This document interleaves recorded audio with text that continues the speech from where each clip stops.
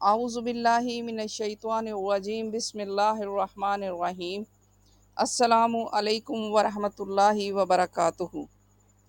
जैसा कि आप सब जानते हैं कि बकरा ईद आने वाली है। कुछ लोग सवाल पूछते हैं कि बकरा ईद पर कुर्बानी के गोश्त की तकसीम का तरीका क्या है, कितना गोश्त खा सकते हैं, कितना जमा करके रख सकते हैं, कितने दिन तक रख सकते हैं, क्या मुहर्रम से पहले गोश्त को खाकर ख़त्म कर दें या मुहर्रम में और या आने वाले और महीनों में हम कुर्बानी का गोश्त खा सकते हैं, वगैरह वगैरह।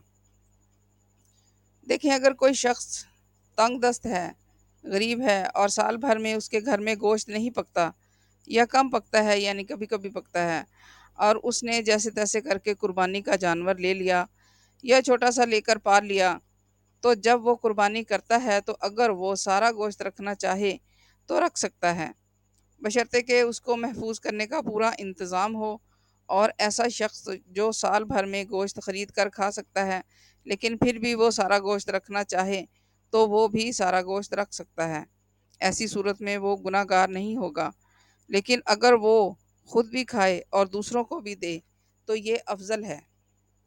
गोश्त को तकसीम करने का अफजल तरीका ये है कि गोश्त के 3 हिस्से कर ले। एक हिस्सा खुद रखे, एक गरीबों में और एक रिश्तेदारों में और दोस्तों में तकसीम करे। शुरू इस्लाम में जब कुर्बानी होती थी तो नबी पाक सल्लल्लाहु अलैहि वसल्लम ने फरमाया कि कोई भी अपने घर में 3 दिन से ज़्यादा गोश्त ना रखे, सब तकसीम कर दे। क्योंकि उस वक्त लोग कम कुर्बानी करते थे, इसलिए कम गोश्त होता था। लेकिन जब थोड़ी फरावानी हुई और ज़्यादा लोग कुर्बानी करने लगे तो आप सल्लल्लाहु अलैहि वसल्लम ने वो हुक्म मनसूख कर दिया और ये हुक्म दिया कि ख़ुद भी खाओ और दूसरों को भी खिलाओ। अब तकसीम का जब मामला हुआ तो कुछ लोग ऐसा करते हैं कि अच्छा अच्छा गोश्त खुद रख लिया, कीमा बनवाएंगे इसका, इसकी निहारी पकेगी, वगैरह वगैरह। या जिस रिश्तेदार ने जैसा गोश्त भेजा है, मसलन किसी ने रान भेजी है तो उसको रान दे दी, या जिसके साथ अच्छे ताल्लुकात हैं उसको छांट छांट कर अच्छा अच्छा गोश्त दे दिया। बाकी जो हड्डियों और चर्बी वगैरह बची वो गरीबों में बांट दिया। ऐसा हरगिज़ ना करें। आप जो दे रहे हैं वो समझ लें कि वो अल्लाह के दस्ते कुदरत में जा रहा है, फिर वो किसी गरीब के पास पहुंचता है, वो हम अल्लाह को तोहफ़ा भेज रहे होते हैं। ऐसा नाकिस गोश्त हम अल्लाह को भेजेंगे तो क्या हमें सवाब मिलेगा?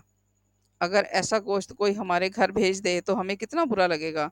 हम गुस्से का इजहार करेंगे, बल्कि बातों बातों में उसे ये सुना भी देंगे कि तुमने ये कैसा गोश्त भेजा है। अपने लिए अगर आप गोश्त का कोई ख़ास हिस्सा रखना चाहें तो रख सकते हैं, बाकी को आप मिक्स करें और 3 हिस्से करें और बग़ैर तफरीक के खुश दिली से बांट दें। अब आ गई बात मुहर्रम से पहले गोश्त ख़त्म करने की। हमारे यहाँ ये बात बड़ी तेज़ी से फैल रही है कि मुहर्रम से पहले गोश्त को खाकर ख़त्म कर दो वरना गुनाह मिलेगा। हम में ये सबसे बड़ी ख़राबी ये है कि हम बात की तहकीक नहीं करते, फ़ौरन अमल शुरू कर देते हैं और बात को आगे भी फैला देते हैं। किसी भी जगह इस बात का ज़िक्र नहीं है कि मुहर्रम से पहले गोश्त ख़त्म कर लें।